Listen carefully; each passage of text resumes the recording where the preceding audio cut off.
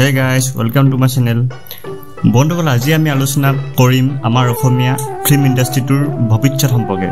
বৰ্তমান সময়ত আমাৰ অসমীয়া সিনেমা কোনটো দিশত আগবাঢ়ি আছে আৰু ভৱিষ্যতত কোনটো দিশে আগবাঢ়িব এই সকলোবোৰ কথা জানিবলৈ আজি এই ভিডিঅ'টো স্কিপ নকৰি শেষলৈকে চাই থাকক। তেনেহলে দেৰি নকৰি বলক আজি এই ভিডিঅ'টো আৰম্ভ কৰোঁ।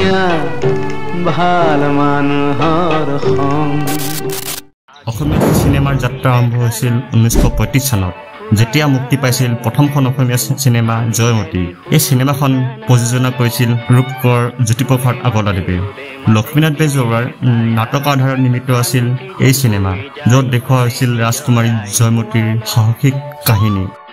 ইয়াৰ পাছত 1939 চনত তেওঁৰ মুক্তি দিয়ে তেওঁৰ দ্বিতীয় চিনেমা ইন্দ্ৰমালতী।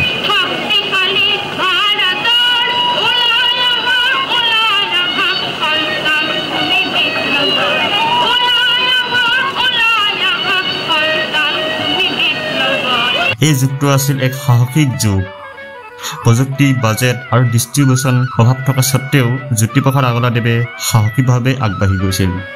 সেই সময়ত অসমীয়া মানুহে চিনেমা মানে কি সেয়া পাহি পৰাই শিকিছিল। জ্যোতিপ্ৰসাদ আগৰৱালাদেৱৰ পিছত অসমীয়া চিনেমাই ধীৰে ধীৰে নিজ ৰাস্তাটো গঢ়ি ল'বলৈ আৰম্ভ কৰে। সেই সময়ছোৱাত উত্তৰ পূৰ্বাঞ্চলৰ কলা সংস্কৃতি চিনেমাৰ জৰিয়তে প্ৰতিফলিত হ'বলৈ ধৰে। 1961 চনত মুক্তি পায় ভূপেন হাজৰিকাৰ পৰিচালনাত শকুন্তলা আৰু তাৰ পাছতেই এৰাবাটৰ সুৰ।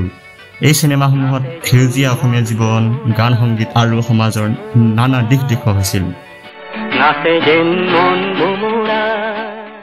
সোণালী যুগৰ পিছত 90 দশকৰ অন্তৰ্ভাগত আহি অসমীয়া ফিল্ম ইণ্ডাষ্ট্ৰী এটা গভীৰ সংকটৰ সন্মুখীন হ'ল।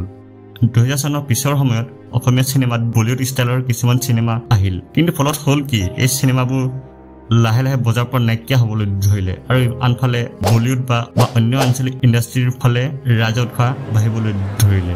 কিন্তু এই পতন কি কাৰণে ঘটিল? নাম্বাৰ 1, দৰ্শকৰ ৰুচি পৰিৱৰ্তন হ'ল।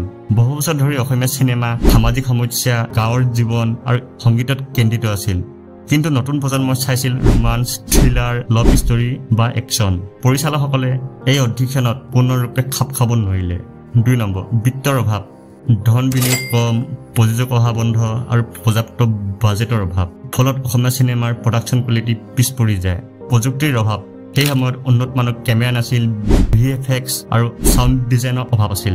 এইবোৰ ব্যৱহাৰ প্ৰায় অনুপস্থিতেই আছিল। দৰ্শকে অন্য ইণ্ডাষ্ট্ৰীত অসমীয়া চিনেমাক ল' কোৱালিটি বুলি পাৰচেপশ্যন গঢ়ি তোলে। 4 নম্বৰ, প্ৰচাৰৰ অভাৱ। চিনেমা আহিছে কিন্তু ক'ত, কেতিয়া সেয়া মানুহবোৰৰ পৰা গমেই পোৱা নাছিল।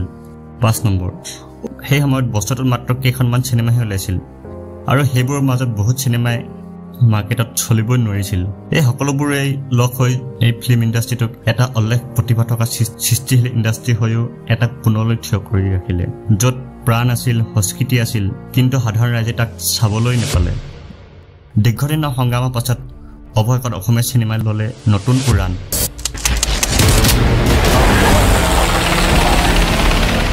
যি সময়ত সকলো আশা থমকি আছিল, তাতে কিছু নতুন চিন্তা, নতুন প্ৰয়াসে পথ দেখুৱালে আৰু অসমীয়া ইণ্ডাষ্ট্ৰী পুনৰ ঘূৰি আহিল এক নতুন গৌৰৱৰ সৈতে।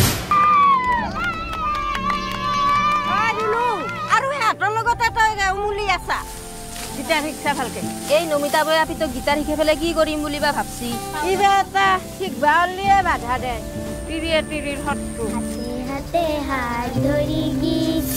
2010 দশক।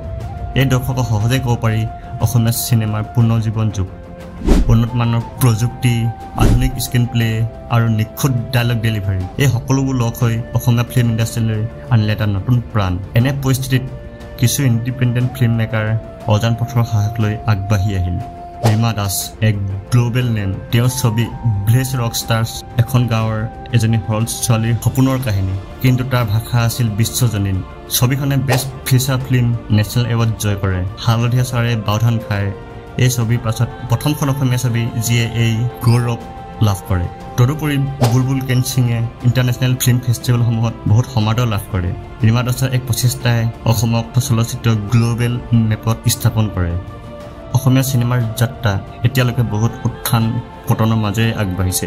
এতিয়া ৰাইজৰ আশা বাঢ়িছে আৰু ইনভেষ্টমেণ্টো আহি আছে আৰু উন্নত মানৰ প্ৰযুক্তিও সহজভাৱে উপলব্ধ হৈছে।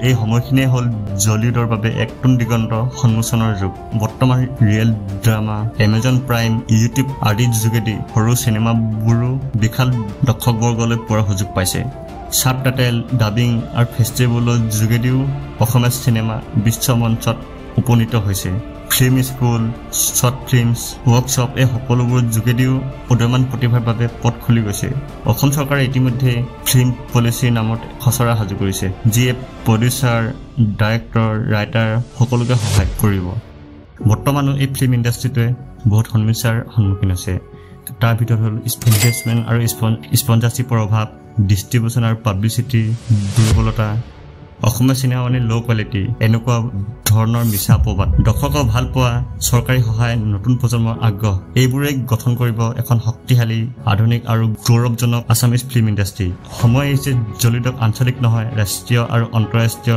পৰ্যায়লৈ লৈ যোৱাৰ চিনেমা এটা বিনোদনৰ উৎস নহয় ই এখন সমাজৰ আইনা অসমীয়া চিনেমাৰ সম্ভাৱনা বহুত ডাঙৰ কেৱল সহায় সংগঠন আৰু সহানুভূতি দৰকাৰ আপোনালোকে কি ভাবে অসমীয়া চিনেমাৰ ভৱিষ্যত কেনে হ'ব কমেন্ট কৰি জনাব ভিডিঅ'টো ভাল লাগিলে লাইক শ্বেয়াৰ আৰু সাবস্ক্ৰাইব কৰি দিব পুনৰ নতুন এটা ভিডিঅ'ত লগ পাম আজিলৈ বাই